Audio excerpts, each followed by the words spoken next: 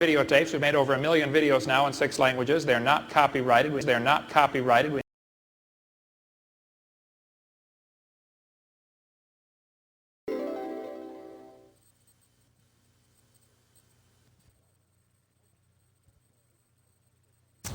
Hello, my name is Kent Hovind from Pensacola, Florida. I was a high school science teacher 15 years.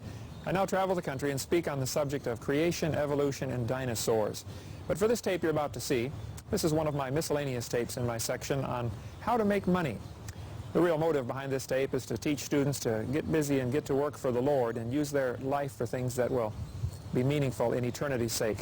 We hope you'll enjoy this tape. If you'd like a list of our other materials, you can call or write. We'll put our name and address on the screen. We'd be glad to send you those. We hope you enjoy this now. Thank you for joining us.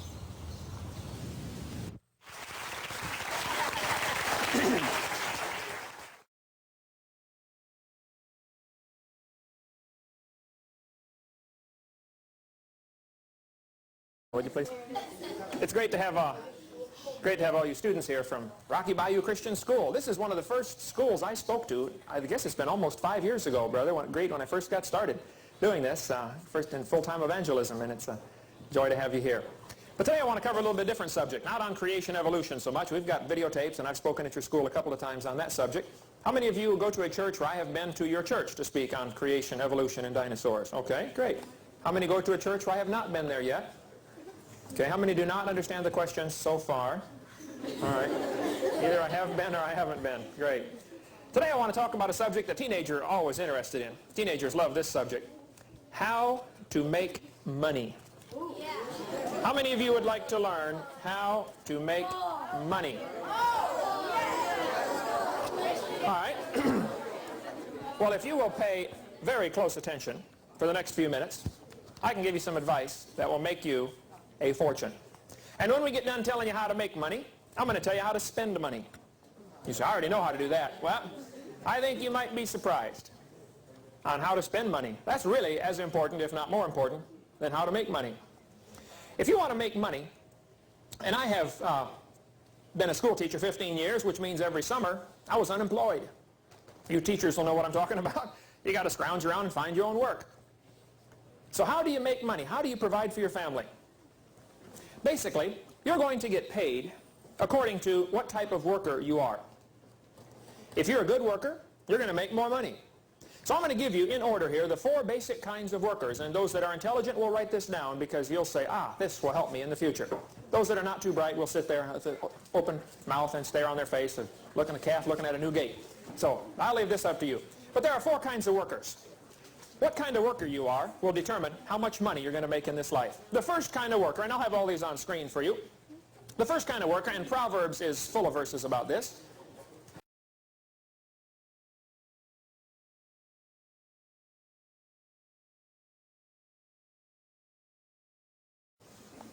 I said, I will loan you my ladder for 3 days. After 3 days, you're going to have to rent it off of me if you still want to borrow it, because I do not like loaning out tools. I'll rent it to you for $10 a day, because I don't want to rent it to you, okay? But for 3 days, you can have it free. Here's what I want you to do, Jeff. Put my ladder on the roof of your car. Tie it down, please. Then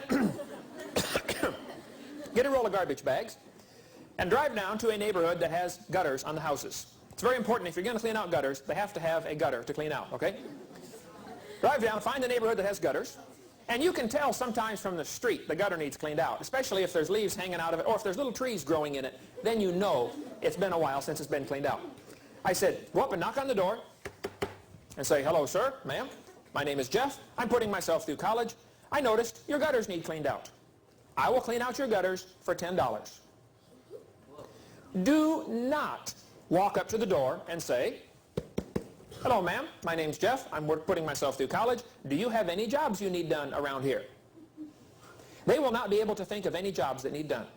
But if you learn to see what needs done and do it. Now, let's suppose you got a bunch of money. Okay, here you are. You're loaded. Everybody's loaded. You got a bunch of money. You're a #1 worker now. Man, you walk down the hallway. You pick up the paper. You notice the chairs are not straight. You can walk into the classroom and straighten up the table, straighten up the chairs. Chalkboard needs wiped off. You spot it and you do it. You come home. Dishes need done. You do it.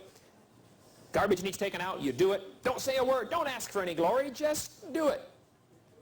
Grass needs mowed, do it. Pretty soon your mom's going to say, wow, what's happened to my kid? And they're going to start trusting you with more things. So my parents don't trust me. They can't. You're a lazy slob. That's the problem. Okay? If we all loaded up on the bus right now, and we went to your house and looked in your bedroom. Oh, yeah.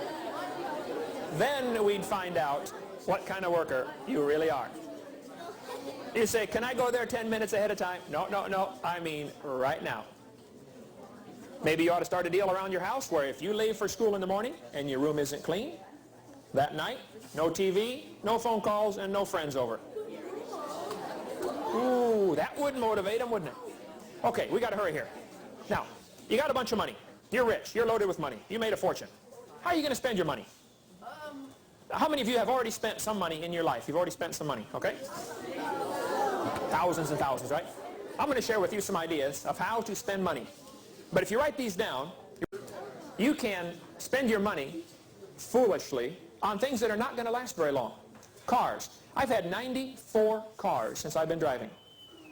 I like cars. I've had 52 motorcycles. I got 5 of them right now. I like motorcycles. I've never had a new any of those. Always had a used one. I fix them up, ride them around, sell them. Since I've been driving, age 16, I got my first Volkswagen for $300. Drove it for 6 months and sold it for $600. I thought, hey, this will work. So I looked for another old beat-up car, fixed it up, washed it, waxed it, you know, wax on, wax off, Karate Kid. If it rattled, I fixed it, sold it, and made some money. I thought, hey, this will work. I began looking for old clunkers, buying them, driving them for a while, fixing them up, selling them, sometimes losing money, sometimes making money. I kept track for the last 26 years that I've been driving of every car I've ever bought, how much I paid for it, and how much I sold it for. My son, last year, and I figured up the profit or loss. Over 26 years, I have made $15,000. Now, that's no big deal. It's only $800 a year. That's not enough to live on. But no promise comes into play. The Bible has a neat verse. Matthew chapter 6, verse 33 says, seek ye first the kingdom of God and his righteousness, and all these things shall be added to you. If you invest everything you can in God's service, he supplies all these other things. I've had 9 cars given to me for $1 or less. Out of the 55 motorcycles I've had, I bet I've had 15 of them given to me. Now, you could work at McDonald's all summer long and save up your money and buy yourself a motorcycle. Or you can work for the Lord, and when the Lord wants you to have one, he'll give you one. That thing you're working so hard to save up for, that beautiful leather jacket, you got to save up money for that leather jacket. It's only $250. Hey, okay. Somebody's already got one hanging in their closet that they don't use anymore. And if you'd serve the Lord would provide for you. See, if you work for yourself, you get what you can provide for yourself. If you work for the Lord, you get what God can provide for you. And let me tell you right now, folks, God is richer than you are. Lots richer, okay? If you would just learn, man, what can I do with my time? How can I invest my time wisely? Invest it in heaven. That's going to last forever. Here it is, almost the end of the year. Have you told anybody else about Christ? Have you led anybody else to the Lord this year? Have you been soul winning? Have you tried to bring folks? Is there anybody sitting in church because you led them to the Lord this year? Have you got anybody baptized? What have you done for the Lord this year? Are you investing in eternity? That's a neat verse. And it'll work. You just say,